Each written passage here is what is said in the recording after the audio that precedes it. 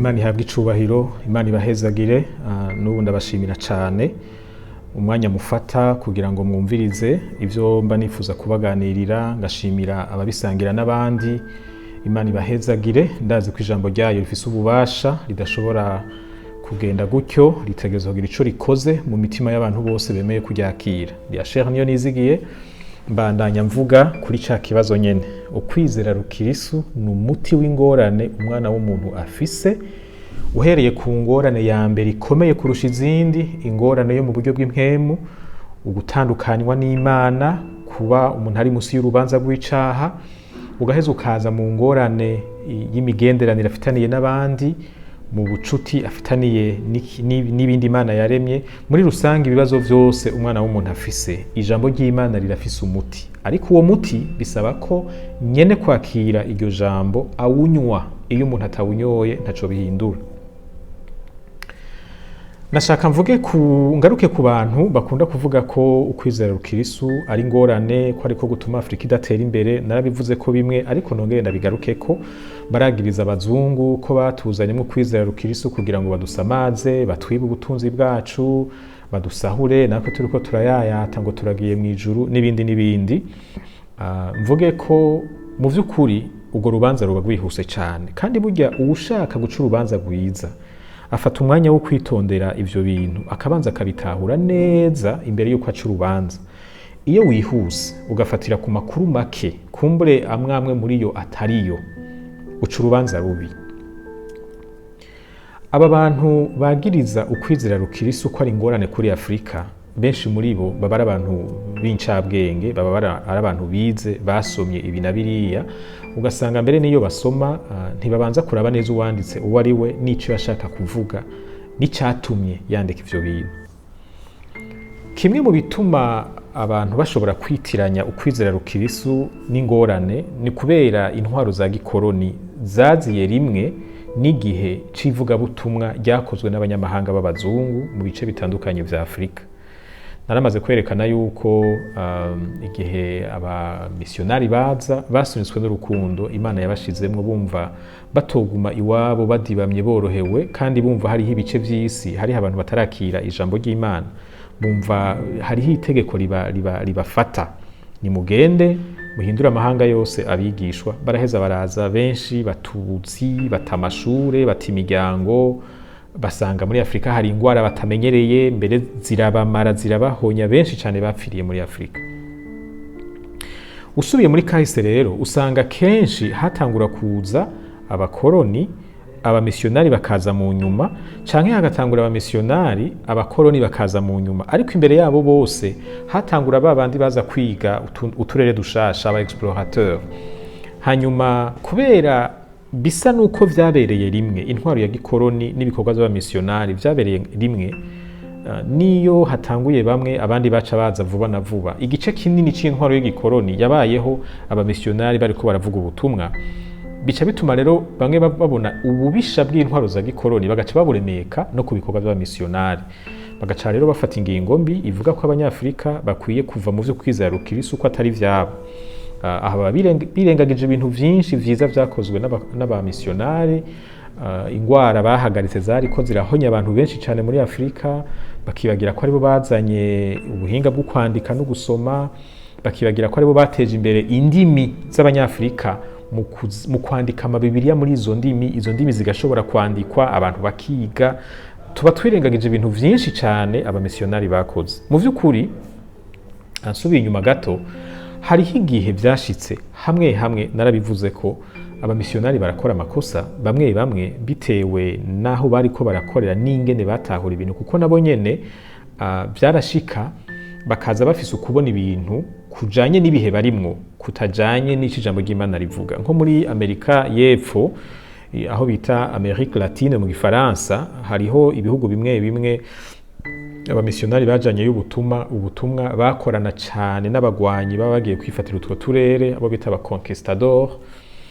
Ugasanga umuntu bamutegetse guhinduka umukirisu bamufatiye kw'inkoho. Hariho ibihugu bimwe vyashitsemwo muri Amerika y'Epfo. Hanyuma abagerageje guserangura ingene ivyo bintu vyagenze berekana yuko hanini vyatewe n'umuco mubi winjiye mu bakirisu uturutse ku myaka myinshi ishengero iburaya ryamaze ririko riragwana n'idini rya Islam muri Aziya n'igice gitoya ca Buraya guhera mu mwaka w'igihumbi kimwe na 1995 gushika mu mwaka w'igihumbi n'amajana 291 harabaye intambara hagati y'abakristo n'abayisilamu. Hanyuma rero ishengero ico gihe riragwa mu mutego wo kumenyera gukoresha igikenye kubera arivyo bari bamaze mu imyaka, maze abagiye kuvuga ubutumwa muri vya bihugu naremeje kuvuga muri Amerika Latine bagenda batwaye iyo ngeso mbi. Hani wacu hariho abakoranye n'abamisiyonari bariga imico y'abarundi, baragerageza kwiga imigwi itandukanye y'abarundi, maze abakoroni baca babikorerako mu gutandukanya abarundi, mu kubigisha amacakubiri, mu kubabagira moko etni, kandi mu vy'ukuri uravye hayo mu Burundi nta ma etni ahari, barabihinyika kubera inyungu z'igikoroni. Ariko urumva ingorane nuko uwo mukoroni we yaba afise izindi ntumbero ashaka gushikako, agaca hinyika icaba missionnaire baba bariko baravuga kugira ngo kimufashe gushika ku ntumbero ziwe. Ariko rero nkuko nabivuze, mu vy'ukuri abakoze ubuseranguzi bwimbitse bakagerageza kuraba ingaruka z'igikorwa abavuga butumwa b'abanyamahanga bakoze, haba muri Afrika, haba muri Aziya, mbere no muri Amerika igice kitari gito, nuko basanze abamisiyonari bakoze igikorwa kinini cyane ciza cakijije ubuzima bw'abantu benshi, gihindura imibereho y'abantu benshi, bava mu bintu vy'ibintazi vyari bibosha ubuzima bwabo, baja mu buzima buri mu muco n'ubumenyi no gutahura ibintu, bibakura mu ngeso zabononera, bibashikana mu ngeso zatumye imiryango yabo imera neza. Muri Nigeria hariho ubwoko, iyo umuryango wibarutse amahasa baca bafata ko vya binyamwonga vyasaze noneho bigira bibahonye, ayo mahasa bagaca bagenda mu ishamba bakayica, bakayaniga, bagaca bagirira ko ibintu vy'imihamuro kugira ngo bakingire imiryango. Ivyo vyose vyarazimanganye kubera ibikorwa by'abamisiyonari. Rero si vyiza ko duca urubanza twihuse, vy'ukuri hariho ibintu vyiza cane bakoze, aho baba barihenze twobatahura ivyo bakoze vyiza biraremereye cane gose kurusha ayo makosa twobagiriza nimba twoyita amakosa.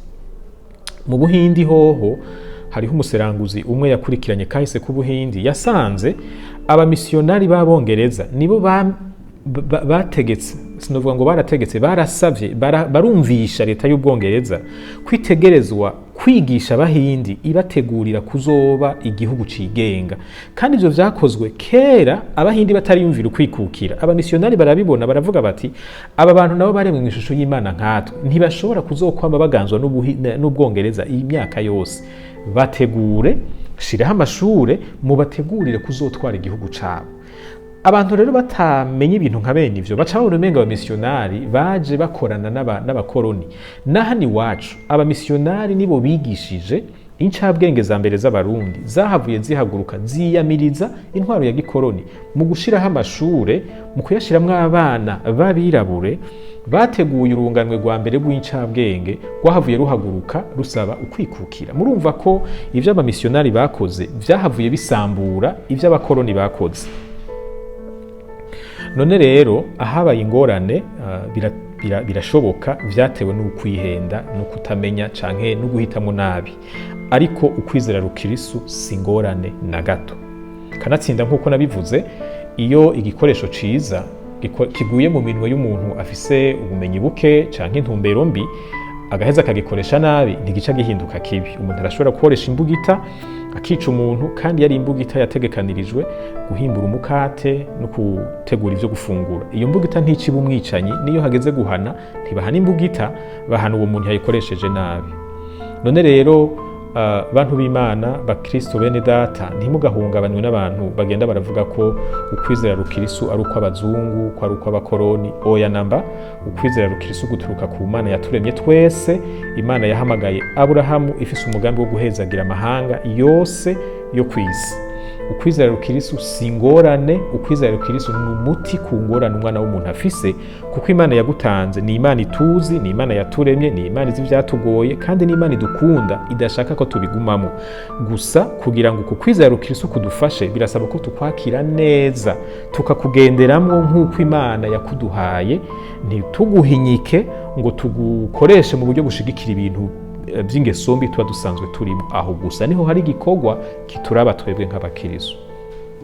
Uravye muri kahise k'isi, uzosanga hari ibihugu bitandukanye vyahinduwe n'ukwizera rukirisu, vyari ibihugu bikenye, ibihugu bitagira mu mwidegemvyo, ibihugu birangwa n'akarenganyo, ibihugu birangwa n'intwaro mbi cyane, maze ukwizera rukirisu kumaze kunyengetera mu mico y'abantu, guhindura imibereho y'imiryango, guhindura imibereho y'ibibano, guhindura imibereho y'ivyo bihugu. Uyu munsi ugasanga nivyo bihugu bifise amahoro kurusha ibindi, birimwo kubahana, kubahana, kubahiriza uburenganzira bwa kiremwa muntu. Ugasanga ni ibihugu birimo intwaro nziza, birimo iterambere ku rwego rwo hejuru cyane.